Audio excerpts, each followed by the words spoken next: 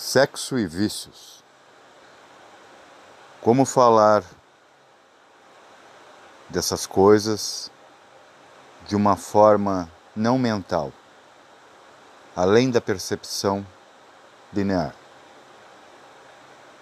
Como falar da excitação em que um ser humano sente diante de outro, do sexo oposto? Primeiro devemos deixar bem claro aqui que essa questão de gênero só existe em corpos biológicos.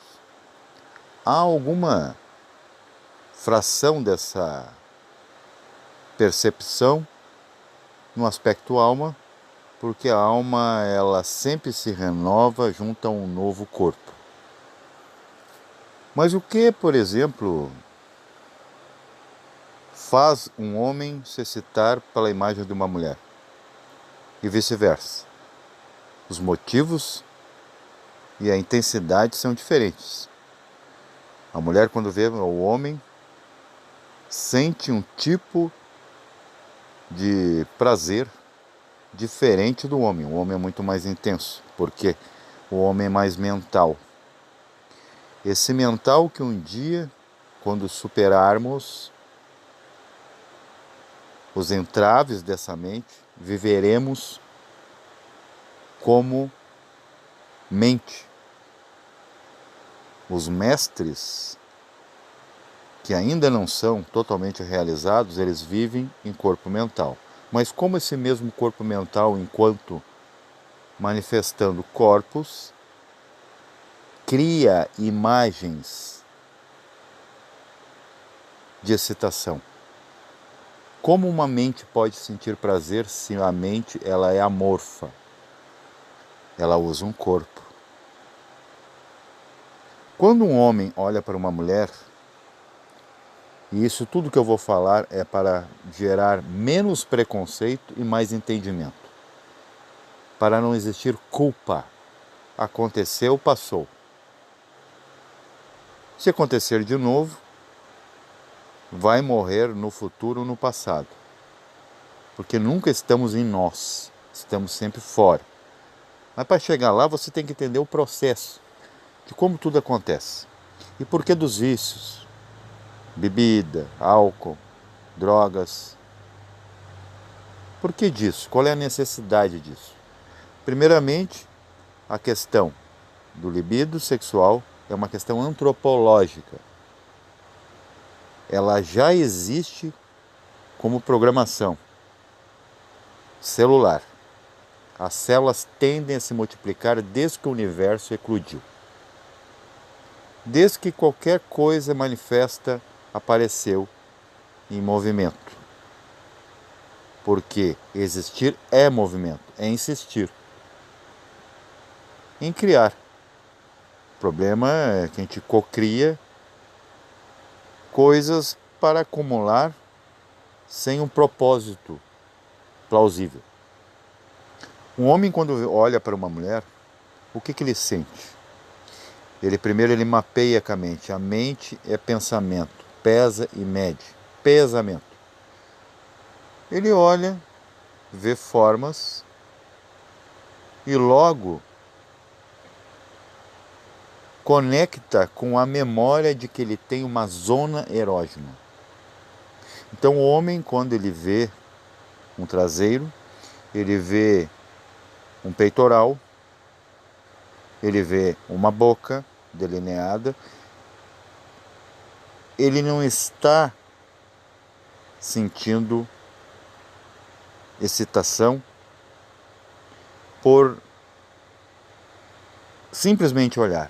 Ele está memorizando dentro da sua razão que ele tem uma zona erógena que, se entrar em contato com qualquer canal, vai lhe proporcionar um prazer físico, apenas físico.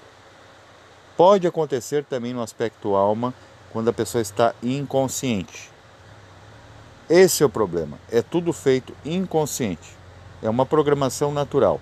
Se você não fazer nada, você apenas está seguindo o protocolo da natureza, porque você está sucumbido a ela.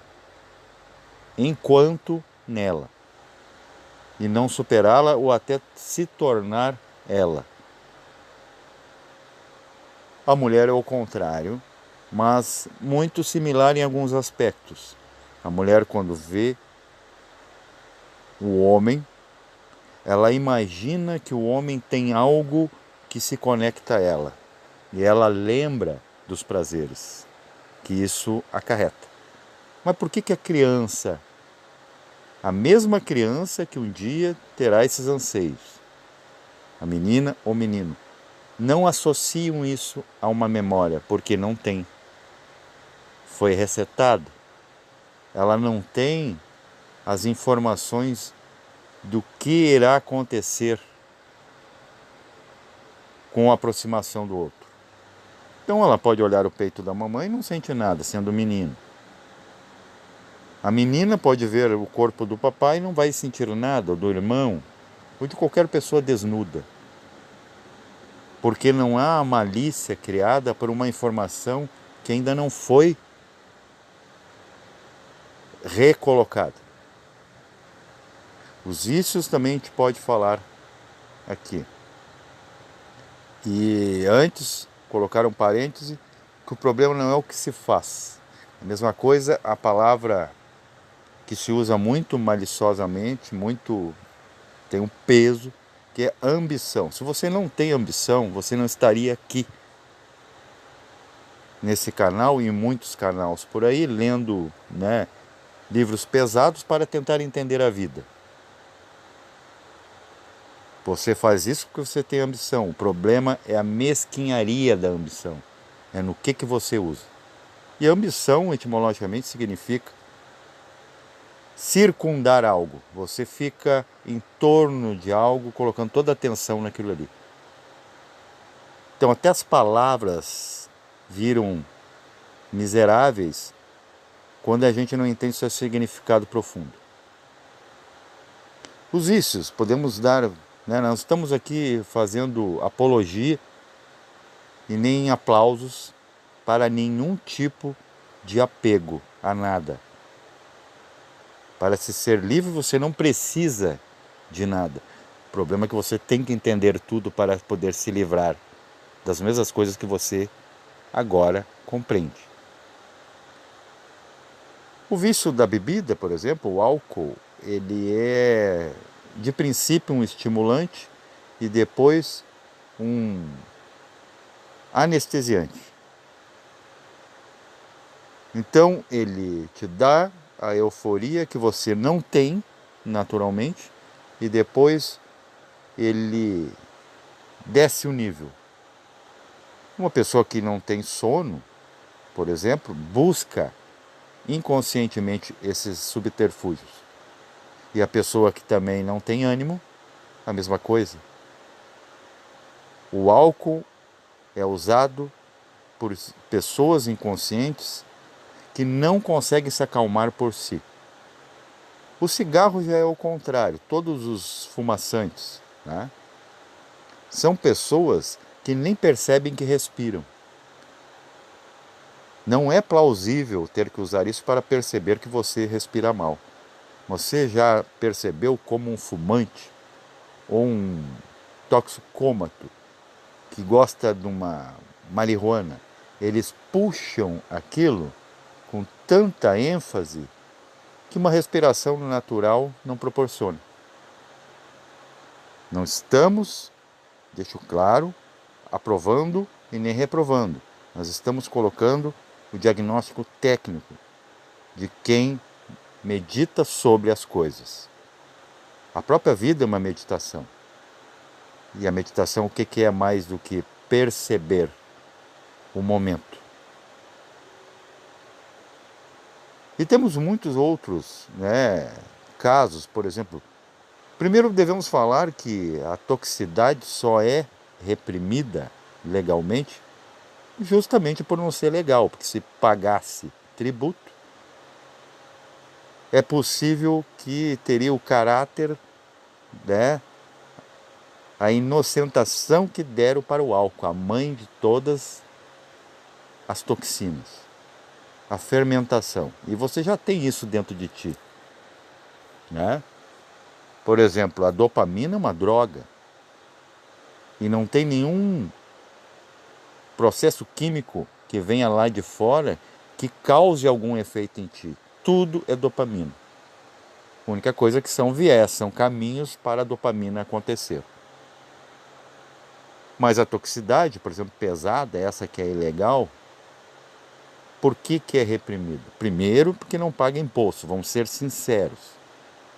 Porque o dia que vinha aí um presidentezinho e legalizar, que nem legalizou 40 gramas de maconha não te leva para cadeia, e o dia que ele legalizar 40 gramas de cocaína e dizer que isso é bem, né, plausível porque está pagando o tributo. Claro que seria um crime, né, contra a mente humana, porque a mente humana não deve seguir essas ondas que vão levar para um redemoinho. Fora também a questão que, né, se a ciência tivesse o conhecimento dos centros de energia, que qualquer coisa que estimula ou apazigua muda o sentido dos chakras. E você sabia, tem um segredo, que se você pegar, jogar água acima do Equador, em qualquer país, em um ralo, ele vai ter um sentido.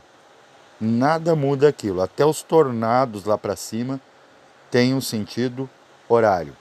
No sul é anti-horário. Se você mudar isso, você simplesmente acaba com o planeta. É a mesma coisa você é um mundo pessoal. Se você muda o sentido das coisas, por exemplo, quando você sente uma excitação de qualquer coisa, seja por estímulos químicos ou estímulos sexuais, os seus chakras mudam de sentido. Então você imagina uma máquina que, em vez de levar as peças para serem engendradas, ele simplesmente, num sentido centrífugo, jogar as peças longe. O que aconteceria? Né? Como diz um guru da Índia, né, Sadhguru, que ele dizia que não tem problema nenhum com os vícios. Mas agora, a pergunta é, você andaria com alguém viciado em sexo? Você poderia ter uma conversa séria com uma pessoa? O problema é o abuso. Porque pela programação da natureza, tudo que está inconsciente, que pelo menos procrie, se multiplique, para ver se algum sai com algum mérito. Porque estamos sendo testados. Você sabe que a nossa máquina humana está sendo testada. Está se testando emoções para ver quando a gente pode aproveitar alguma emoção. Há algumas bem aproveitáveis, por exemplo, uma emoção de alegria, que é contagiante.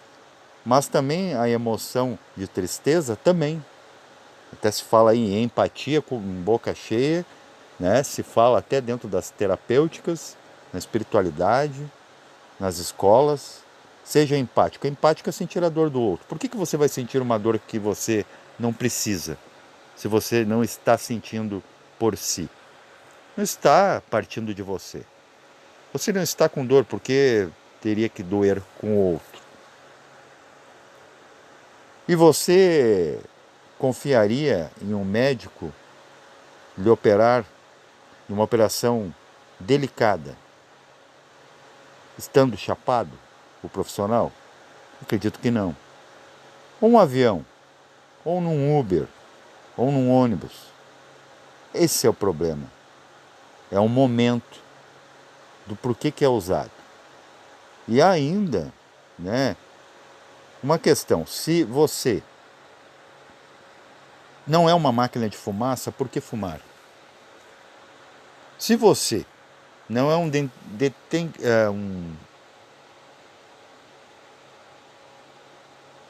um filtro que fermenta alguma coisa, por que beberia? Porque o álcool é fermentação. Então, qual é o problema das coisas? O problema não é o uso, é o motivo. E tudo isso avaliado, se você chegar numa compreensão de um nível em que você está acima das coisas, você vai ver que tudo é o que é para ser. Todo veneno que está lá fora não é veneno sem estar em você. Paz reverencial a todos.